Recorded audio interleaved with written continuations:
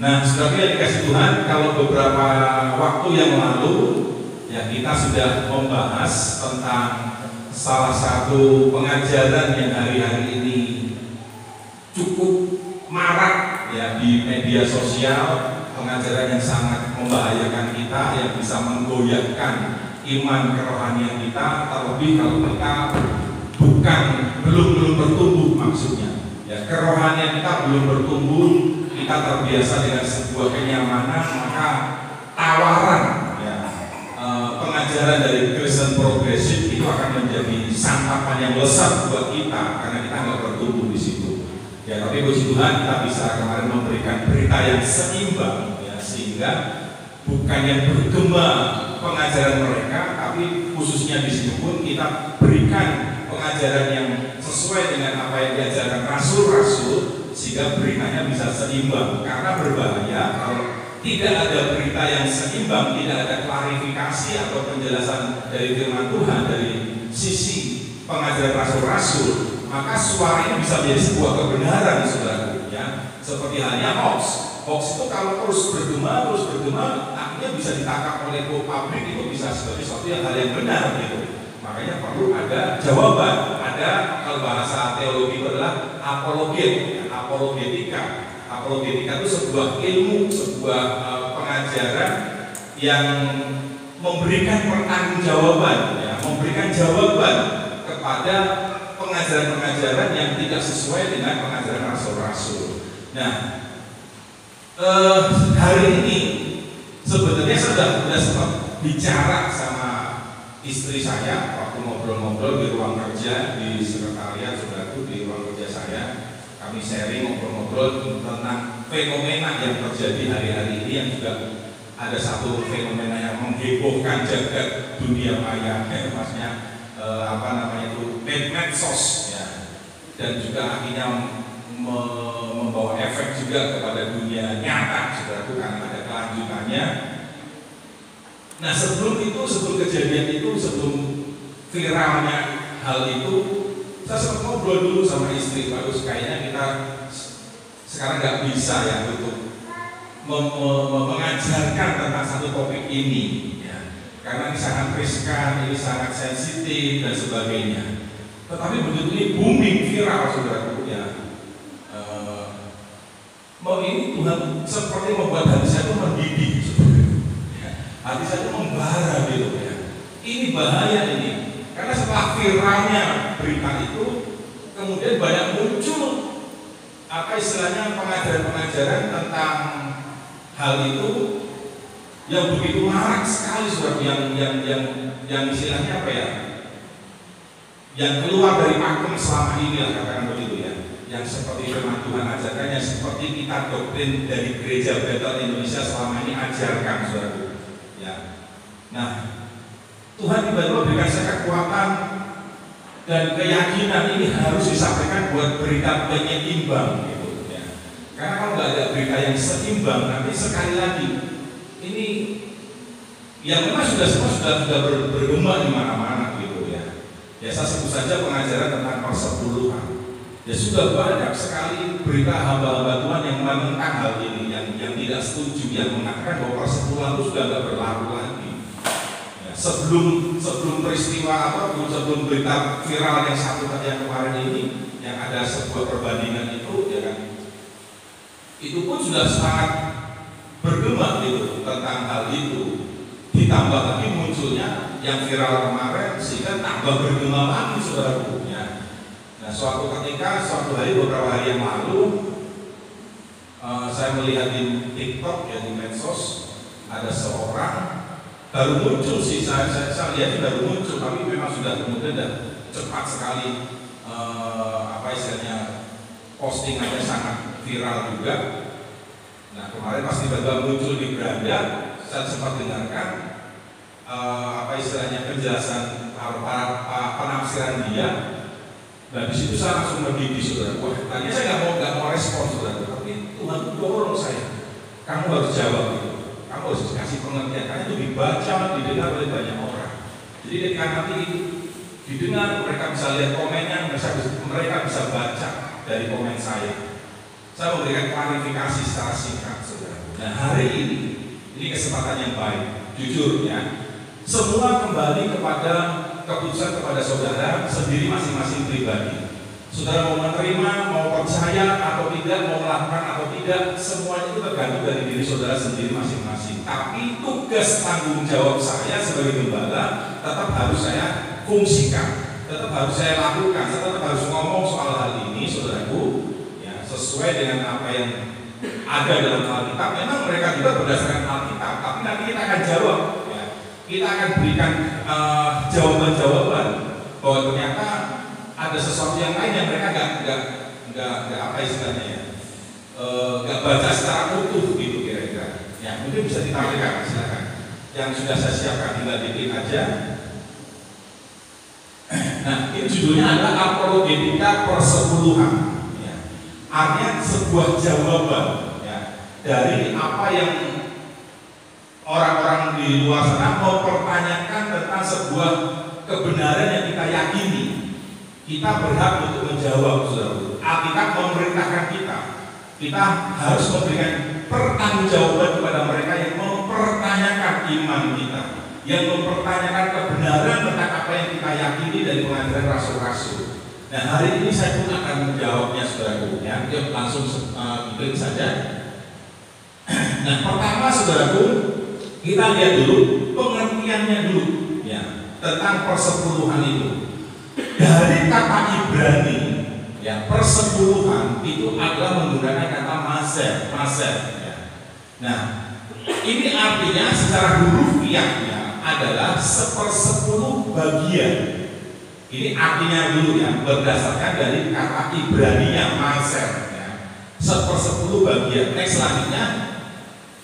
Nah, berdasarkan Imamat pasal 27 ayat 30 kita bisa mendapatkan arti dari persepuluhan itu apa, makna dari persepuluhan itu apa. Dikatakan demikian. Demikian juga segala persembahan persepuluhan dari tanah, baik dari hasil benih di tanah maupun dari buah pohon-pohonan adalah milik Tuhan. Saudara camkan ini ya, adalah milik Tuhan. Itulah persembahan. Kata itulah apa yang dimaksud? Itulah persepuluhan yang disebut persembahan persepuluhan. Itulah persembahan kudus bagi Tuhan. Jadi pengertian makna dari persepuluhan dari Imamat, bukan dari pribadi saya. Ya. Imamat yang menjawab. Ya. Arti persepuluhan adalah persembahan kudus bagi Tuhan. Nanti kita belajar arti kata kudus itu apa. Nanti kita di bawahnya. Yang kedua, yang ketiga, ya tadi persembahan persepuluh bagian. Arti yang pertama dari bahasa Ibrani maser. Arti yang kedua, makna yang kedua dari persepuluhan berdasarkan Imamat 27 ayat 30 adalah persembahan kudus bagi Tuhan. Yang ketiga maknanya adalah persembahan persepuluhan itu adalah miliknya Tuhan. Ada dicatat di Alkitab. Alkitab memberikan satu apa istilahnya, menerangkan kepada kita, mengajarkan kepada kita bahwa ada beberapa hal memang yang dicatat ya, itu adalah miliknya Tuhan. Tentu semuanya milik Tuhan, tapi secara spesifik, secara khusus, secara detail Alkitab juga ada menyebutkan. Seperti contohnya apa? Penghakiman. Penghakiman itu miliknya Tuhan. Ya, pembalasan itu miliknya Tuhan. Hidup kita ini miliknya Tuhan. Dan ada satu lagi, persepuluhan miliknya Tuhan. Kemuliaan itu miliknya Tuhan. Semua yang merupakan milik Tuhan harus dikembalikan kepada Tuhan. Ini pemahaman pertama dulu yang harus kita pahami sebelum kita lanjut ke yang berikutnya. Nah, persepuluhan adalah persembahan kudus bagi Tuhan. Artinya apa? Kudus dalam bahasa Yunani-nya adalah hagion atau hagios ya. Nah, artinya dipisahkan. Kata sama-sama dipisahkan. Saudara dan saya juga dikuduskan oleh Tuhan, oleh firman-Nya. Artinya apa? Saudara ini dipisahkan dari dunia. Sekalipun kita. kita ada di dunia, tapi kita dikuduskan, tapi kita dipisahkan. Hidup kita tidak serupa dengan dunia sekalipun kita ada di dunia. Dipisahkan dari yang lain dan diperuntukkan bagi Tuhan. Setelah dipisahkan, nah yang dipisahkan ini diperuntukkan untuk Tuhan. Itu maknanya. Jadi persepuluhan yang disebut persembahan kudus adalah persembahan yang dipisahkan dari 9 bagian dan diserahkan, diperuntukkan bagi kepentingannya Tuhan atau bagi agendanya Tuhan.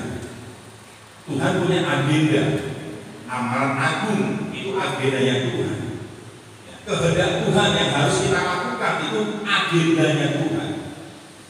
Next berikutnya. Sebelum kita nanti menjawab beberapa alasan mereka, ya.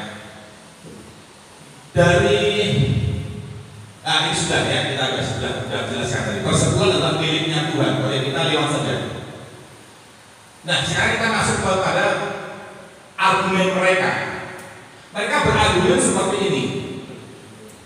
Persepuluhan sudah tidak berlaku lagi di zaman perjanjian baru ini.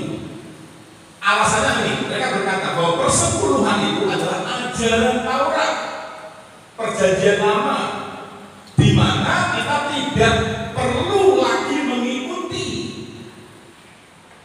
perjanjian lama. Kita tidak perlu lagi mengikatkan diri kita kepada perjanjian lama, kepada Taurat, karena PL telah menjadi tua dan usang dan telah dekat dengan kemusnahannya. Jangan lupa, mereka pun pakai ayat, saudara. Argumen mereka juga didasari dengan ayat firman. Ini Ibrani pasal 8 ayat 13. Cuman sayangnya mereka mencoba hanya secuil ayat ini saja tanpa memperhatikan yang keseluruhannya. Padahal ada lagi keseluruhan yang harus kita perhatikan, bukan hanya secuil ayat ini saja. Langsung kita sakit, yes, perjanjian lama sudah tidak berlaku. Ada yang ekstrim, akhirnya nggak pakai lagi perjanjian lama, yang dibahas hanya perjanjian baru saja. Karena mungkin mereka melihat hal ini, ya, sudah usang, sudah nggak usah dipakai lagi perjanjian lama, sudah nggak usah dilihat lagi. Kisah ekstrimnya begitu. Nah, kita mau jawab sekarang next berikutnya. Perhatikan ya, kitab Taurat itu kan ada 5. Kemarin kita sudah belajar.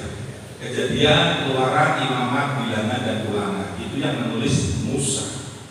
Dan tentang hukum persepuluhan itu memang ditulis di Imamat. Di satu bagian kitab Taurat tadi, saudara, ya, itu diajarkan, diperintahkan Tuhan untuk ditulis oleh Musa dan diberitakan, diajarkan kepada umat Israel supaya melakukannya. Nah, hukum Taurat atau yang lebih spesifik disebutnya adalah 10 perintah Allah, 10 hukum Allah. Itu dari 10 hukum Allah itu kemudian oleh orang-orang Israel dikembangkan menjadi 613 perintah. Dari 10 perintah jadi 613. Bayangkan saudara, 10 aja sudah sulit melakukannya, mereka masih nambah beban bagi dirinya sendiri dengan mengembangkan jadi 613. Ya. Nah, dari 613 itu ada 3 intisari yang keluar, terdiri dari 1 hukum moral Allah, yaitu 10 perintah Allah tadi. Ada hukum seremonial atau hukum upacara, aturan-aturan tentang upacara, tentang liturgi, ya. Juga ada hukum-hukum sipil. Nah, dari 3 ini yang harus dilakukan sampai hari ini adalah hukum moral Allah atau 10 perintah Allah. Mengapa? Langsung kita jawab. Langsung klik. Ya. Yang pertama, alasan pertama adalah hukum moral Allah. Hukum moral Allah itu adalah sifat dan tabiat Allah sendiri. Allah yang kasih. Kalau kita intisarikan lagi dari 10 hukum Allah, itu ada 2 intisari, saudaraku. Yaitu apa? Kasihi Tuhan dan kasihi sesama manusia. Itulah salib, kasih Tuhan dan kasih sesama. Hukum 1 sampai 4 itu berbicara tentang kasih kita kepada Tuhan. Hukum yang di bawahnya berbicara tentang kasih kita kepada manusia, kepada sesama. Jadi ini tabiat Allah. Tabiat Allah apa? Karakter Allah apa? Yang tercermin dari hukum Taurat tadi, 10 perintah Allah tadi. Allah adalah kasih. Makanya hukum moral harus dilakukan sampai hari ini karena itu karakter Allah. Itu sifat Allah, itu teladan Allah bagi kita. Makanya hukum moral harus kita lakukan sampai hari ini. Ya, ini. Hukum upacara atau tadi yang berikutnya tadi yang menunjukkan kepada kematian yang menuju kepada kematian dari Yesus sendiri, itulah yang tidak berlaku lagi karena sudah digenapi, disalib dan tidak perlu memotong domba lagi untuk penghapusan dosa, tetapi Yesuslah gantinya. Nah tadi di hukum seremonial, hukum upacara tadi kan ada upacara bagaimana kita ditebus dosa kita, bagaimana kita mendapatkan pengampunan, itu ada diatur di hukum upacara. Kita harus sembelih domba bagi yang mampu, bagi yang nggak mampu ya guru merpati atau tak ukur, ya kan, yang nggak mampu. Itu upacara seremonial, itu sudah ditiadakan, itu yang tidak berlaku. Tetapi hukum moral yang masih berlaku. Kenapa yang tadi tidak berlaku lagi? Karena Yesus sudah jadi anak domba yang disembelihnya sekali untuk selama-lamanya. Next berikutnya. Yang kedua, sebab hukum moral Allah dikutip, perhatikan, dan diajarkan secara langsung ataupun tidak langsung di dalam perjanjian baru. Bahkan oleh Tuhan Yesus, oleh Rasul Paulus, oleh Yohanes, oleh Yakobus, perjanjian lama itu masih dikutip, masih ditulis banyak di perjanjian baru. Yesus pun mengakui semasa dia pelayanan, semasa dia hidup 3,5 tahun, Yesus mengakui keabsahan perjanjian lama. Nanti ada buktinya. Tapi saudara lihat dulu bahwa hukum moral Allah dikutip, diajarkan secara langsung maupun tidak langsung oleh TB melalui Yesus, Rasul Paulus, Yohanes dan Yakobus. Yang ketiga, karena hukum moral Allah adalah standar moral. Makanya ini tetap harus dilakukan. Hukum moral harus tetap dilakukan, tidak boleh dihilangkan, tidak boleh dianggap sudah tidak berlaku lagi. Tapi yang ekstrim kan begitu. Semua apa yang perjanjian lama, hukum Taurat sudah tidak perlu ada lagi. Ini yang paling ekstrimnya begitu. Standar moral bagi bangsa Israel dan umat Kristiani sampai hari ini. Oke, lanjut. Kita agak cepat ya, karena cukup padat. Berdasarkan Roma 3 ayat 20 dikatakan begini.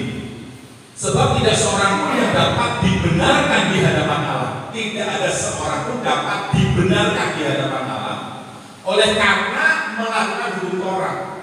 Ketika kita melakukan hukum Taurat, langsung kita langsung merasa benar di hadapan Tuhan. Enggak.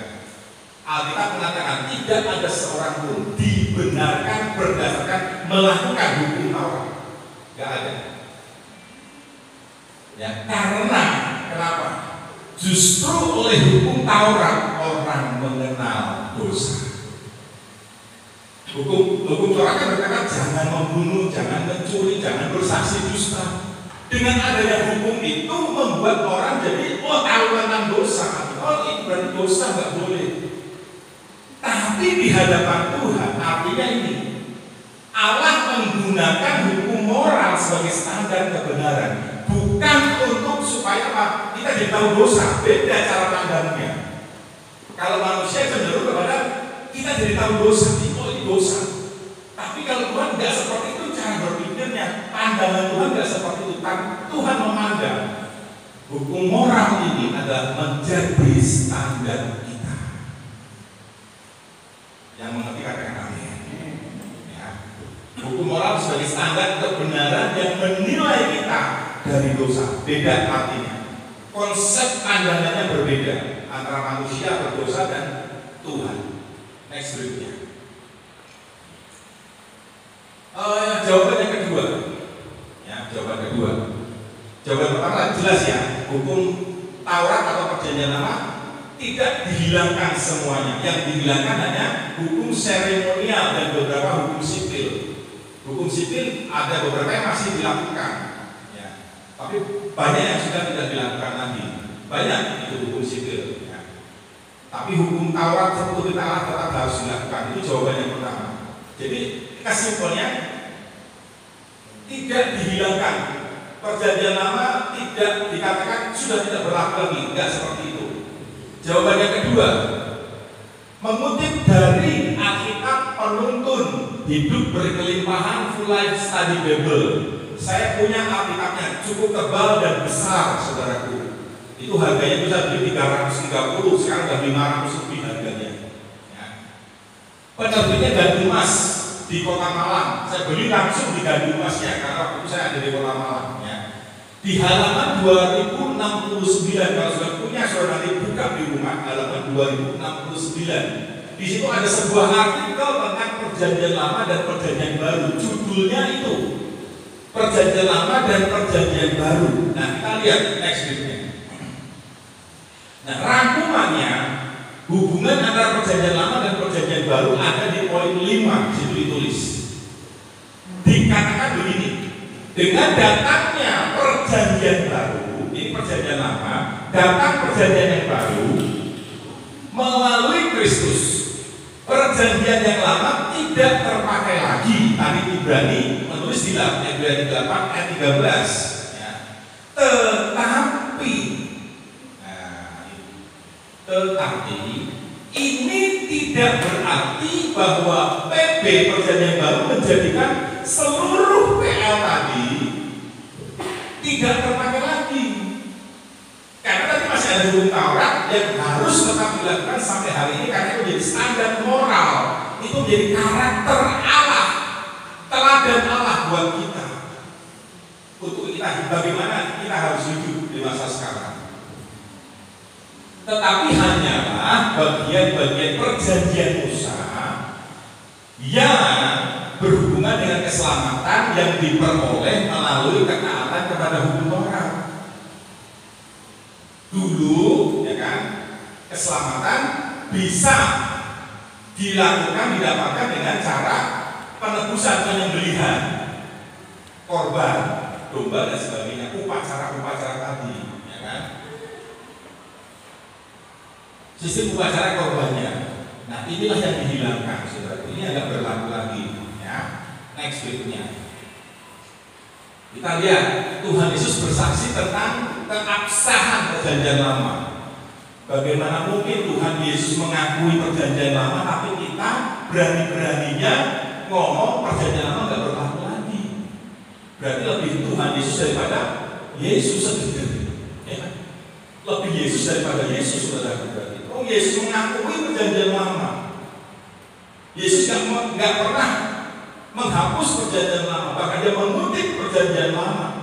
Dia mengajarkan Perjanjian Lama. Nah, kok kita berani-beraninya ngomong Perjanjian Lama udah gak berlaku lagi? Kan aneh gitu. Gak bahaya kan? Yesus mengakui tentang apa yang tertulis dalam kitab Taurat Musa, kitab Nabi-Nabi dan kitab Mazmur. Jadi lo perhatikan statement Yesus itu bukan sekedar statement. Itu dari statement Yesus ada pengajaran pengakuan tentang sahnya Perjanjian Lama. Perjanjian Lama adalah firman Tuhan. Perhatikan Lukas 24 ayat 44. Yesus berkata kepada mereka, inilah perkataanku, kata Yesus, yang telah kukatakan kepadamu ketika aku masih bersama-sama dengan kamu, yaitu bahwa harus digenapi. Semua yang tertulis tentang aku dalam kitab Taurat Musa, dan Taurat Musa menulis tentang Yesus. Paham saudara sampai di sini? Isi kitab Taurat Musa itu tentang Yesus. Dan kitab Nabi-Nabi, semua kitab Nabi-Nabi pun berbicara tentang Yesus, bernubuat tentang Yesus. Tulisan-tulisannya itu sebenarnya mengarah kepada kedatangan Yesus sebagai penebus, sebagai juru selamat, sebagai domba yang disembelih. Nabi besar, nabi kecil, kemarin saya sudah jelaskan. Nabi besar artinya kitabnya banyak, nabi kecil artinya kitabnya sedikit. Ya, Nahum Obaja itu kitabnya sedikit, cuma berapa pasal. Kalau Yesaya kan banyak, ada 62 pasal, itu disebut digolongkan sebagai nabi besar. penggolongan Alkitab sebagai masuk dalam kategori nabi besar berdasarkan banyaknya pasal yang ditulis. Perhatikan ini, ya, masih sampai mana tadi? Nah, kemudian kitab Mazmur. Berarti hampir keseluruhan perjanjian lama, keseluruhan bukan hampir, semua perjanjian lama Yesus mengakui. Karena perjanjian lama kalau dikategorikan isinya ini. Perjanjian lama itu isinya ya Taurat Musa, kitab Nabi, kitab Mazmur. Amsal, Ayub, Pengkhotbah itu adalah kitab puisi, dimasukkan. Esther juga itu juga masuk, walaupun nggak menulis tentang Tuhan, tentang Yesus maksudnya, ya, tentang sejarah saja. Tapi itu mengacu tetap kepada Yesus, isinya, inti sarinya, bobot nilainya itu adalah mengacu kepada Yesus. Sampai jelas baru. Nanti kalau nggak jelas kita sharing, ya, kita ngobrol lagi. Yang penting sudah terima dulu aja. Ya, next berikutnya. Perhatikan, Yesus juga pernah ngomong begini sebagai bentuk keabsahan perjanjian lama. Mulai dari darah Habel sampai kepada darah Zakaria. Seolah-olah kalau kita dengar baca kan sekilas ya, ternyata itu punya makna. Maknanya ternyata Yesus juga mengakui kisah, history dari sejak darah Habel tercurah sebagai martir sampai darah Zakaria. Itu dicatat di Lukas 11:51. Mulai dari darah Habel sampai darah Zakaria yang telah dibunuh di antara mezbah dan rumah Allah. Bahkan aku berkata kepadamu, semuanya itu akan dituntut dari angkatan ini. Jadi Yesus walaupun tidak hidup pada masa itu, tapi dia tahu semua cerita itu, sudah. Makanya ketika ada pelayan, dia khotbah, dia sebutkan hal itu, dia mengutip apa yang pernah ditulis di perjanjian lama. Nah, Habel itu martir pertama yang tercatat di kitab Kejadian. Zakaria adalah nabi terakhir yang meninggal secara martir, saudara. Zakaria itu nabi terakhir yang meninggal secara martir. Yang pertama Habel. Next berikutnya saja. Nah ini kita nggak usah baca, tapi ini hanya catatan saja. Saudara boleh foto, nanti baca sendiri di rumah. Ya. Perjanjian baru bersaksi tentang perjanjian lama sebagai kitab suci. Perjanjian baru bersaksi bahwa perjanjian lama itu kitab suci, firman Tuhan. Ini ayat-ayatnya, kita nggak perlu baca satu persatu. Saudara nanti foto saja di rumah, dibuktikan dibuka. Ya. Next berikutnya. Kesimpulan sekarang. Jadi perjanjian lama masih berlaku. Dari penjelasan ini, dari dasar kebenaran ini, kebenaran tentang Yesus sendiri juga mengakui perjanjian lama. Berarti kita bisa simpulkan perjanjian lama masih berlaku. Saya heran, kok berani-berani ada orang yang sudah mengakui gitu ya, perjanjian lama sudah kuno, sudah usang. Ya memang benar, tapi jangan hanya secuil yang terus Gibran, secuil diambil jadi sebuah kebenaran yang absolut. Kan ada penjelasan-penjelasan yang lain yang bisa kita jadikan sebuah referensi juga, saudara. Ternyata yang tidak berlaku, yang sudah usang itu adalah tidak seluruhnya. Hukum moralnya masih berlaku. Sebagian besar dari pernyataannya, yang perjanjian lama menunjuk kepada Kristus. Perjanjian lama menunjuk kepada Kristus. Yang kedua, sebagai sabda Allah yang diilhami. Perjanjian lama itu juga diilhamkan oleh Allah. Segala yang tertulis, ya Alkitab kita ini adalah diilhamkan oleh Allah, adalah firman Tuhan. Itu bermanfaat. Jadi perjanjian lama pun masih punya manfaat buat kita sampai hari ini. Bahkan Rasul Paulus juga mengatakan bahwa apa yang terjadi dialami oleh umat Israel waktu zaman dulu itu pada saat ini menjadi sebuah pelajaran, peringatan buat kita, buat contoh buat kita, pelajaran, peringatan dan contoh buat kita pada masa ini, supaya apa yang mereka lakukan hari ini kita tidak lakukan. Saya terlalu cepat menjelaskannya, saudaraku. Paham? Bisa mengikuti, saudaraku? Ya, saya berdoa bisa mengikuti ya. Next berikutnya. Oke, ini lebih spesifik lagi. Ya. Mereka menyatakan bahwa persepuluhan sudah tidak berlaku lagi di zaman Perjanjian Baru. Ini salah satu video terakhir yang kemarin saya dengar, saudara, di mana saya berkomen di situ akhirnya memberikan beberapa penjelasan supaya pembaca yang berikutnya bisa seimbang menerima pengajaran itu. Ya. Perhatikan bahwa persepuluhan itu berlaku pada zaman Taurat PL dalam konteks diperuntukkan bagi garis keimaman Harun atau Lewi. Ini alasan mereka. Mereka menjelaskan begini, orang ini menjelaskan begini, saudara. Persepuluhan zaman Perjanjian Baru sudah tidak berlaku lagi. Dia ngomong terang-terangan sudah tidak berlaku lagi. Alasannya apa? Karena kalau melihat sejarah, latar belakang konteks pada waktu zaman itu perpuluhan diperintahkan adalah latar belakangnya diperuntukkan untuk orang Lewi, untuk Imam Harun. Harun itu berasal dari suku Lewi. Harun menjadi imam besar waktu itu. Jelas sampai sini? Harun menjadi imam besar waktu itu. Harun berasal dari keturunan Lewi. Orang Israel punya 12 suku. 11 suku dapat tanah pusaka. Satu suku Lewi tidak mendapat tanah pusaka, tidak mendapat bagian. Tuhan ngomong, suku Lewi bagiannya adalah aku. Makanya Tuhan memerintahkan kepada 11 suku yang lain untuk memberikan persepuluhan untuk orang Lewi. Karena orang Lewi tidak menerima bagian. Jadi yang menyokong kehidupan orang Lewi adalah 11 suku. Paham sampai di sini, saudaraku? Siapa orang Lewi ini? Orang Lewi ini yang bekerja mengurus rumah Tuhan, melayani di rumah Tuhan, kebabnya di rumah Tuhan. Dia yang melayani, yang ngurus. Dia berhak mendapat upahnya. Upah siapa yang memberi berkat? Siapa? Orang 11 suku ini. Makanya mereka harus diberi 10%, 1/10-nya. Mereka bisa hidup karena mereka tidak dapat bagian apa-apa, saudara. Mereka nggak bekerja. Mereka hanya full bekerja di rumah Tuhan, mengurus semua hal yang berhubungan dengan peribadatan. Saudara harus paham ini.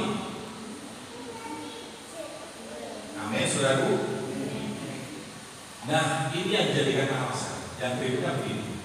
Sekarang Perjanjian Baru ini itu sudah tidak berlaku lagi. Alasannya kenapa? Dia jelaskan begini. Sekarang kita sudah tidak pakai jalur garis keimaman Lewi lagi.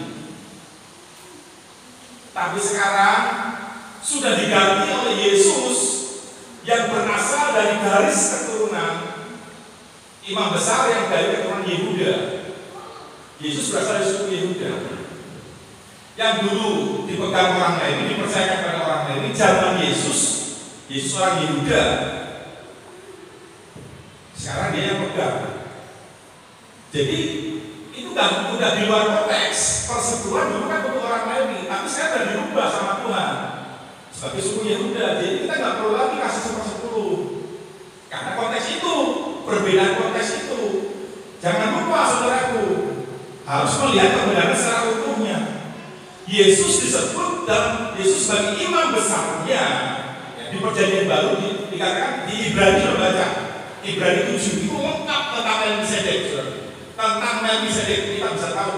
Nanti suami bertanya-tanya Melkisedek, termasuk saya. Dulu aku bertanya Melkisedek maknanya apa? Baru bisa jelas baru tadi malam, saudara. Baca ulang-ulang Ibrani 7 sampai tadi pagi. Saya masih baca, saudara. Tuhan berikan pencerahan di situ. Jadi Tuhan pernah merubah. Tuhan ubah.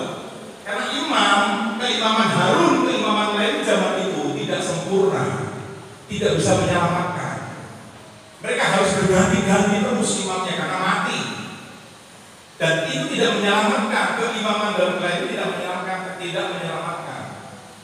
Itu kan hanya simbol perayaan seremonial tadi yang menggambarkan, yang mengkiaskan gambaran tentang nanti penebusan Yesus. Caranya kayak begitu di domba sembelihan. Nah, makanya dengan datangnya Yesus memang tidak berlaku lagi sistem keimaman Lewi. Tapi bukan berarti persepuluhan nggak berlaku. Hanya berdasarkan itu. Ingat, di zaman Perjanjian Baru Ibrani menulis bahwa Yesus Kristus sebagai imam besar sesuai menurut peraturan Melkisedek. Catat itu. Kalau Harun berdasarkan Imam Lewi, peraturan Imam Lewi, dia berhak menerima perpuluhan.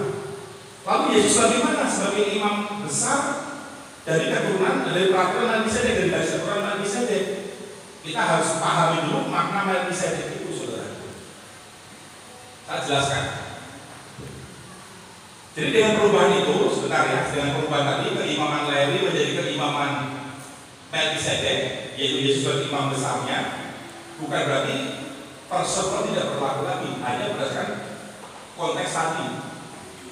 Perhatikan, ada sejarah 500 tahun sebelum turunnya perintah tentang persepuluhan. Berapa tahun, saudaraku?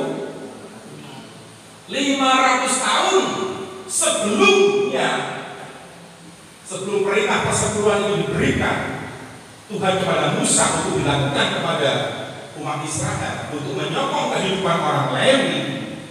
500 tahun sebelumnya ada satu sejarah Alkitab mencatat Abraham sebagai bapak orang beriman, dan kita disebut ahli waris karena kita adalah anak-anak keturunan dari Abraham. Kita berhak mewarisi janji-janji Tuhan. Kita menerima garis keturunan Abraham, janji-janji Tuhan kita berhak menerima karena kita anak-anak keturunan Abraham. Apa yang dilakukan oleh Abraham? Di dalam Kejadian 14, jauh sebelum imamat tadi keluar, imamat muncul, Kejadian 14 sudah mencatat ketika Abraham waktu itu keluar berperang melawan 14 raja, 6 atau 7 jatuh lagi. Pokoknya dari pihaknya ada beberapa raja, tapi lebih sedikit, tapi menang akhirnya. Abraham disokong, didukung oleh sekutunya lah itu sekitar raja-raja yang lain, tapi jumlahnya lebih sedikit daripada raja yang menjadi raja-raja menjadi lawannya waktu itu. Berperanglah Abraham. Dikatakan sana Abraham mengalahkan Kedorlaomer, raja Kedorlaomer dan sekutu-sekutunya dikalahkan oleh Abraham. Kenapa? Karena waktu itu Lot ditangkap. Ya, Lot waktu itu ditangkap. Abraham mau membebaskan Lot waktu itu. Peranglah Abraham dan menang. Ingat waktu itu kalau terjadi peperangan yang menang itu menjarah, dia dapat jarahan, rampasan itu. Itu zaman waktu itu konteks itu ya. Kalau konteks sekarang kita peperangannya apa? Di dunia kerja itu peperangan kita, saudara. Saudara kerja, saudara usaha, saudara bisnis itu peperangan masa kini kita. Nah Abraham setelah mendapatkan berkat rampasan itu, peperangannya itu, dia datang kepada Melkisedek, Raja Salom, Raja Yerusalem.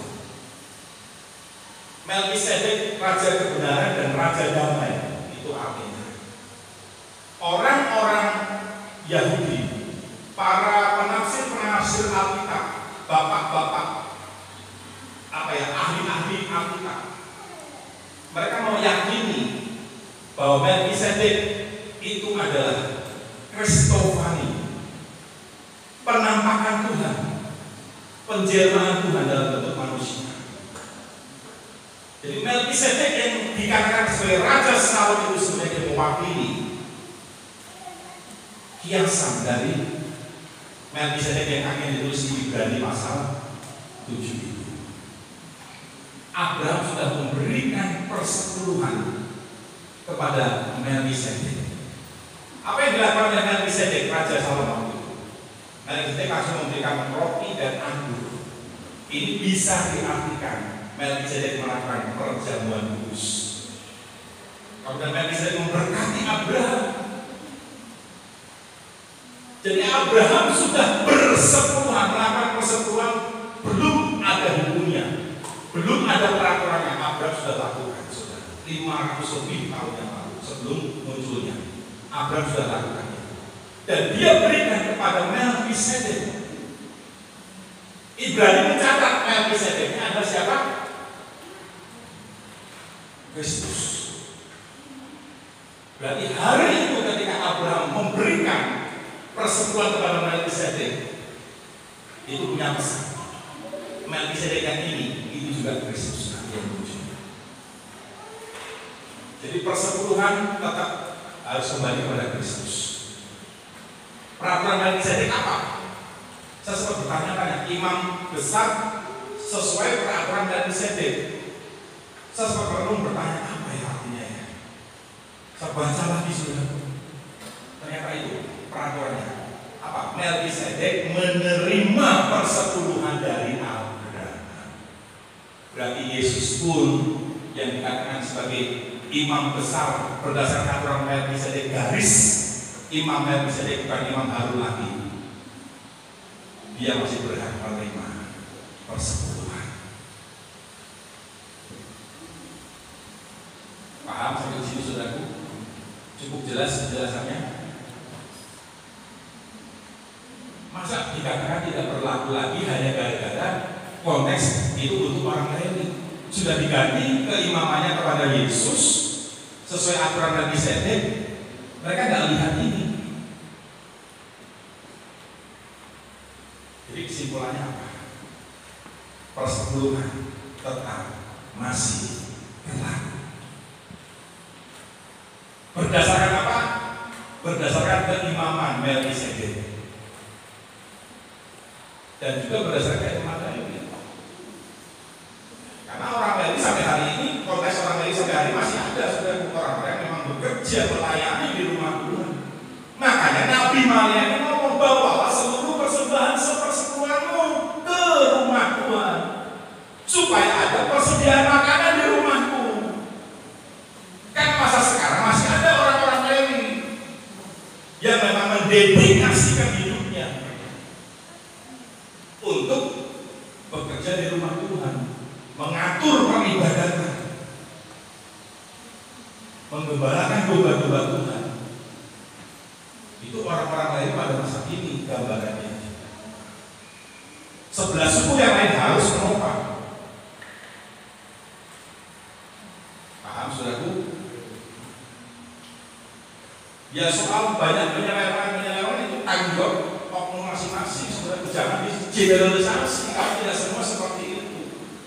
Akhirnya karena oknum seseorang 2 orang mempersalahkan hal ini, menyalahgunakan tentang persepuluhan, akhirnya disamaratakan semua. Buat orang-orang yang pelit, yang pikir, senang dengarnya saudaraku. Asih persepuluhan gak berlaku lagi. Senang buat mereka. Tapi buat kita yang tahu kebenaran, itu milik Tuhan. Saya bilang di komentar itu, kita ngambil milik orang lain aja bisa dipenjara. Bagaimana kalau kita ngambil miliknya Tuhan? Tanda tanya. Itu komentar saya saudara. Jelas soal kita bukan aku milik Tuhan kok. Mau argumentasi apa lagi, mau dimulik tafsir di mana lagi saudaraku? Ya yang berdasarkan imam lain udah dimulik. Gak sesuai. Karena tetap Yesus kan sebagai imam Melkisedek. Contoh kita Abraham saudaraku. Jangan kita hanya mengklaim saya ahli waris kerajaan surga, ahli waris janji-janji Tuhan karena saya ada berasal dari keturunan Abraham. Tapi apa yang dilakukan Abraham kita tidak mau lakukan. Abraham melakukan persepuluhan, kita tidak mau lakukan. Gak cengli juga. Apa tuh gak cengli? Gak adil kitanya. Hanya mau berkatnya saja. Tapi yang dilakukan Abraham contohnya kita tidak mau lakukan. Abraham dicontoh oleh Yakub, saudara. Yakub juga memberikan persepuluhan. Belum muncul itu. Hukum Taurat tentang persepuluhan belum muncul. Tapi Yakub pun sudah melakukannya. Sebagai apa? Sebagai bentuk penghormatan. Sebagai bentuk ucapan syukur atas kemenangan dalam peperangan. Sudah menang perang di dunia usaha, di dunia marketplace, jangan lupa sepersepuluhan saudara. Sampai hari ini saya tulis di komentar, saya orang yang sampai hari ini mengembalikan miliknya Tuhan berupa persepuluhan itu. Saya tidak merasa bangga kata saya, karena mengembalikan apa yang seharusnya saya kembalikan, karena itu miliknya. Saya tulis di komentar itu gitu, saudara, supaya dibaca oleh nanti yang nonton berikutnya, supaya seimbang beritanya, saudara. Nanti kalau nggak ada komen seperti itu yang menyeimbangkan, semua dianggap kebenaran, nanti bahaya. Sampai saya tulis, Anda ini Yesus seperti apa? Lebih dari Yesus. Yesus saja masih berkata, masih berlaku. Saya tunjukkan Matius 23, ada nggak di sini ya? Coba ya. Oke, ini sudah tadi kita sudah jelaskan. Oke, terus lewat. Nah, ini Matius 23, ambil sorry. Perhatikan ini. Ayo semua fokus ke sini. Lihat ini. Kita baca sama-sama yang kelihatan ya, yang kelihatan. 1, 2, 3. Celakalah kamu, hai ahli-ahli Taurat dan orang-orang Farisi, hai kamu orang-orang munafik, sebab persepuluhan dari selasih, adas manis dan cinta kamu bayar, tetapi yang terpenting dalam hukum Taurat kamu abaikan, yaitu keadilan, belas kasihan, kesetiaan. Perhatikan ini, stop dulu. Yang satu harus dilakukan. Apa yang satu? Yang dimaksud yang satu apa, saudara? Tuhan lagi ngomong apa di atasnya? Lagi bahas tentang apa? Ini. Persepuluhan Tuhan bilang, hai orang munafik, orang Farisi, kamu memang bayar itu persepuluhan.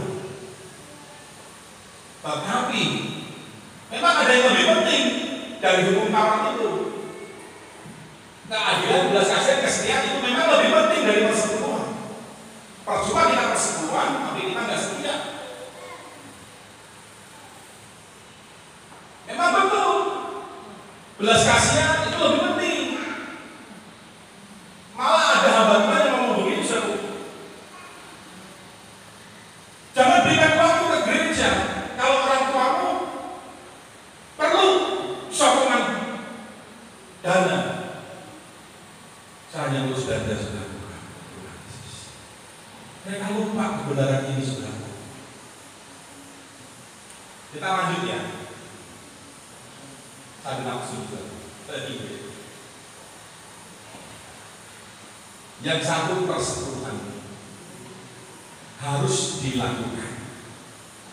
Dengan kata lain Yesus ngomong persepuluhan harus dilakukan. Dan yang lain ini keadilan, belas kasihan, kesetiaan itu yang lainnya. Jangan diabaikan. Kita kembalikan miliknya Tuhan sepersepuluh, tapi jangan diabaikan belas kasihan, kesetiaan jangan diabaikan. Tapi juga jangan sampai ini nggak dilakukan persepuluhannya, kita lakukan hanya ini saja.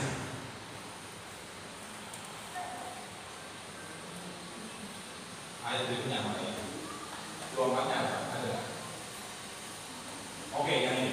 Yang satu harus dilakukan, yang lain jangan diabaikan. Ini prinsipnya.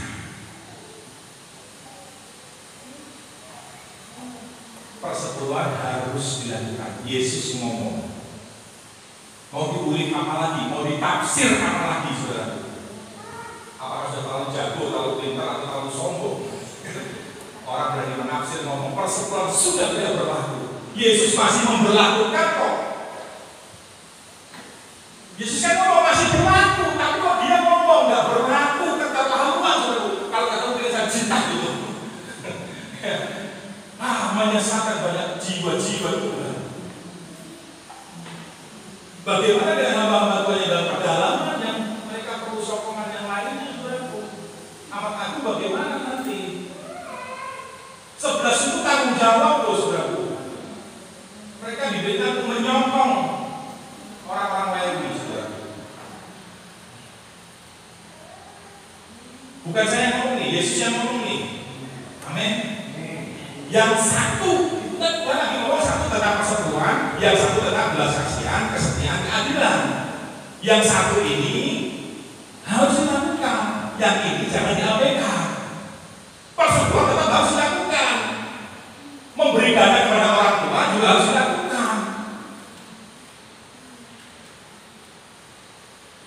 membara saja saudara dengar postingan-postingan seperti itu saudara. Makanya hari ini ya sekalian saya tekankan, saya menyampaikan ini hanya tujuannya untuk menyeimbangkan supaya beritanya seimbang, pengajarannya seimbang. Karena kalau nggak diseimbangkan begitu sudah dengar di medsos, akhirnya jadi sebuah kebenaran. Sekarang kembali lagi bagian saudara, keputusan ada di dalam diri saudara masing-masing. Saudara mau taat, mau dengar yang mana? Dengar yang ini atau dengar yang di medsos itu? Ya gampang gitu aja. Ada pertanyaan? Nih satu lagi terakhir, Lukas 20:25. Kata Yesus, bukan kata saya. Kalau begitu, berikan kepada kaisar apa yang wajib kamu berikan kepada kaisar, dan berikan kepada Allah yang wajib kamu berikan kepada Allah. Yang wajib kita berikan kepada Allah apa, saudara? Yang miliknya. Paham? You know? Understand? Ini sampai saya masuk sana, saudaraku. Tapi saya puas, dan lega saya, saudaraku. Dari kemarin, saudaraku, terpendam ini, saya sampai ngomong kayaknya nggak bisa ngomong persekutuan lagi, nggak bisa. Sensitif, nanti pikirannya macam-macam. Tapi ternyata lewat satu peristiwa kemarin, seperti dalam tanda Tuhan ditendang Tuhan, ayo sampaikan. Perkara sudah mau terima atau enggak, keputusan saudara sendiri, tanggung jawab sendiri, keselamatan